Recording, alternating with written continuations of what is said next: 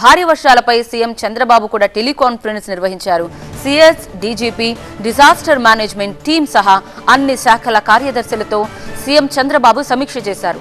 వరద ముప్పు తొలగిపోయేలా చర్యలు తీసుకోవాలని సీఎం సూచించారు. నోడల్ కేంద్రంగా కమాండ్ కంట్రోల్ రూమ్ ఏర్పాటు చేశారు. స్పెషల్ సీఎస్ జయలక్ష్మి ఆధ్వర్యంలో కమాండ్ కంట్రోల్ రూమ్ ఏర్పాటు చేశారు. కమాండ్ కంట్రోల్ రూమ్ నుంచి హోంమంత్రి అనిత మొత్తం పరిస్థితిని సమీక్షిస్తున్నారు. తాజా పరిస్థితిని తెలుసుకుంటూ అక్కడున్న అధికారులకు సూచనలు జారీ చేస్తున్నారు హోంమంత్రి Anitha.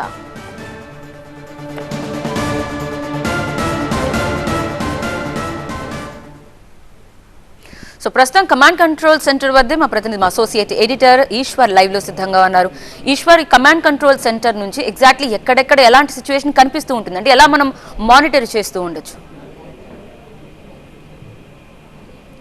Yes, I will show you that. ప్రస్తుతం మనం కమాండ్ కంట్రోల్ సెంటర్లో ఉన్నాం. ప్రస్తుతం ఇది ఒక నోడల్ సెంటర్గా ఉంది. రాష్ట్రం మొత్తం మీద నిన్న భారీగా పడిన వర్షాల నేపథ్యంలో ప్రస్తుతం వర్షం తగ్గుముఖం పట్టినప్పటికీ ఆ వరదకు సంబంధించి ముప్పు ఎలా ఉంది, ముప్పు ప్రాంతాలు ఎలా ఉన్నాయో తెలుసుకునే ప్రయత్నం ఒకసారి చేస్తాం. ఇక్కడ అన్ని సంబంధించి వాయుగుండం తీరం దాటిన తర్వాత దాని ఇంటెన్సిటీ ఎలా ఉందో కనుక్కునే ప్రయత్నం ఒకవైపు జరుగుతుంది. అదేవిధంగా మిగతా ప్రాంతాల్లో రెయిన్ఫాల్ ఎలా ఉంది, ఎక్కడెక్కడ ముంపు ప్రాంతాలు ఎక్కడ ఉన్నాయి, వాటికి సంబంధించిన పూర్తి స్థాయిలో ఇన్ఫర్మేషన్ ఇక్కడ కనిపిస్తున్న పరిస్థితి కనిపిస్తుంది. అలాగే ఇక్కడ మనం ఒకసారి చూస్తే లైటింగ్ అలర్ట్ మేనేజ్మెంట్ సిస్టమ్, అంటే పిడుగులు ఎక్కువ ఎక్కడ పడే అవకాశం ఉంది, దాన్ని ఎప్పటికప్పుడు అలర్ట్ చేసే సిస్టమ్ ఉంది. సో మొత్తం ఇక్కడ ఒక సెంట్రల్ కమాండ్ సెంటర్ని ఏర్పాటు చేశారు. ప్రస్తుతం స్పెషల్ చీఫ్ సెక్రటరీ దీనికి ఇన్ఛార్జ్గా ఉన్నారు మేడం, చీఫ్ కమిషనర్ ల్యాండ్ అడ్మినిస్ట్రేషన్గా ఉన్నారు జయలక్ష్మి మేడం. ప్రధానంగా మేడం ప్రస్తుతం తాజా సిచ్యువేషన్ ఏంటి మేడం, వర్షానికి సంబంధించి కావచ్చు, వరదకి సంబంధించి? నిన్న నైట్ నుంచి ఇప్పుడు తీసుకున్న డేటా ప్రకారం around 16 mm rainfall across the state. So దాంట్లో మనము చూస్తే ఎక్కువ రెయిన్ఫాల్ పడినది వెస్ట్ గోదావరి, ఏలూరు, కృష్ణ, ఎన్టీఆర్, గుంటూరు. ఎన్టీఆర్లో 283 mm, గుంటూరులో 214.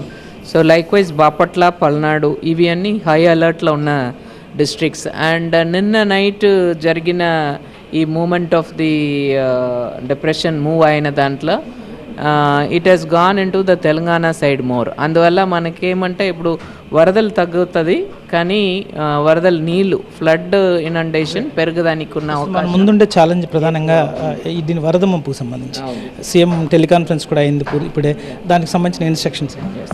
సో ఇప్పుడు వరదల మునకంలో సీఎం గారు వచ్చి ఆ క్యాచ్మెంట్ ఏరియాలో ఇప్పుడు ఎక్కువ కనుక నీళ్ళు వస్తుంది కాబట్టి మనకు శ్రీశైలం నుంచి మళ్ళీ Sagar and here Prakasam barrage వరకు ఉన్న ఫ్లోస్ ఇప్పుడు ఆల్రెడీ ప్రకాశం బరాజ్లో మన కృష్ణా రివర్లో ఆల్మోస్ట్ 6 lakh రీచ్ అయ్యాము. 5.8 to 6 lakhs వరకు వెళ్తా ఉంది.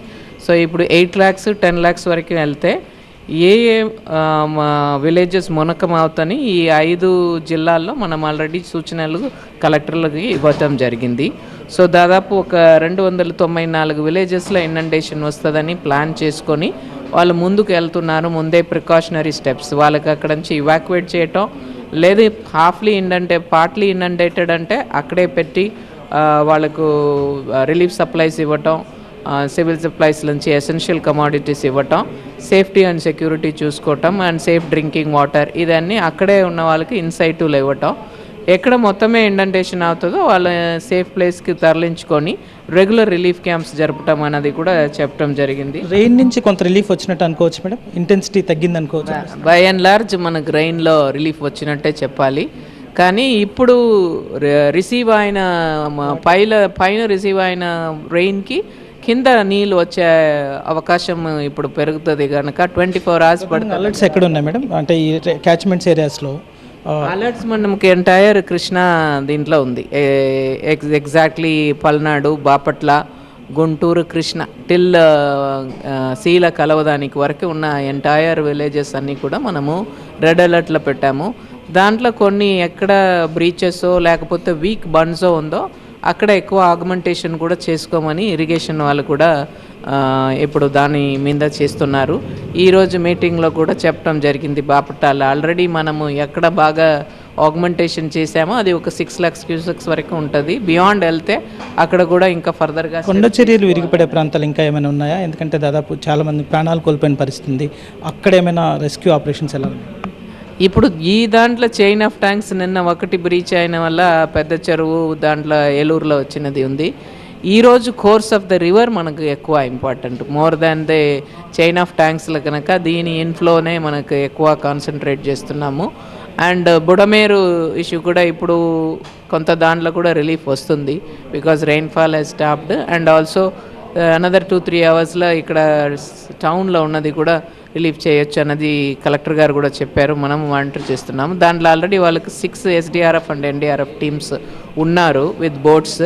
వాళ్ళకి ఇంకా ఒక 3 అవర్స్కి ఇట్లాంటివి మునకంలో ఉన్న వాళ్ళు కొన్ని ప్రాంతంలో చెప్పారు, జగ్గయ్యపేట కాలనీ అని, అవి అన్నిటికి కూడా they have already done. Another 4-5 కాలనీస్లో కూడా అటువంటి రెస్క్యూ మెషర్ అవసరం ఉందని ప్రెడిక్ట్ చేశారు కాబట్టి they will get some additional forces of boats also. So ప్రస్తుతం సిచ్యువేషన్లో the whole this thing is on high alert and basic objective is no human loss. Take all precaution but focus on your whole energy on there should be no human loss అన్నదే పెట్టుకున్నాం. Thank you ma'am. ఇది special chief secretary అలాగే ఈ central command సెంటర్కి ఇన్ఛార్జ్గా ఉన్న Jayalakshmi madam చెప్తోంది.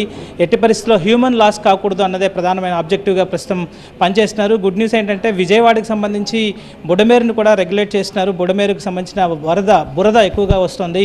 దాన్ని మరి కాసేపట్లో మరొక కొన్ని గంటల్లోనే దాన్ని నియంత్రించే అవకాశం కనిపిస్తుంది. అలాగే విజయవాడ నగరంలో కూడా ఉన్న నీళ్ళన్నింటినీ కూడా ఒక 2-3 గంటల్లో వీలైనంత వరకు వాటిని తగ్గించే ప్రయత్నం జరుగుతుంది. అలాగే ప్రధానంగా ఇప్పుడు ఫోకస్ అంతా ప్రాజెక్ట్స్ మీద ఉంది. బయట నుంచి వరదకు సంబంధించి ఎక్కువ రెయిన్ ఫాల్ పడడం వల్ల నదుల్లో ఎక్కువ నీళ్లు చేరే అవకాశం ఉంది. సో దానికి సంబంధించి శ్రీశైలం, నాగార్జున సాగర్, ప్రకాశం బ్యారేజ్ ఇక్కడ నుంచి ఎక్కువ ఇన్ఫ్లోస్ వచ్చే అవకాశం ఉంది. దీని నేపథ్యంలో ముంపు ప్రాంతాలు విలేజెస్ కొన్ని ఎఫెక్ట్ అయ్యే అవకాశం ఉంటుంది. వాటి మీద ప్రస్తుతం ఫోకస్ పెట్టారు. అలాగే ఆ వర్షం పడిన తర్వాత వచ్చే సీజనల్ డిసీజెస్కి సంబంధించి కూడా వాటి మీద కూడా దృష్టి పెట్టారు. ఈ రెండింటిని రెగ్యులేట్ చేయమని ముఖ్యమంత్రి చాలా స్పష్టమైన ఆదేశాలు ఇచ్చిన నేపథ్యంలో మొత్తం మిషనరీ అంతా హై అలర్ట్తో, రెడ్ అలర్ట్తో దీని మీద పనిచేస్తున్న పరిస్థితి కనిపిస్తుంది. Over to studio.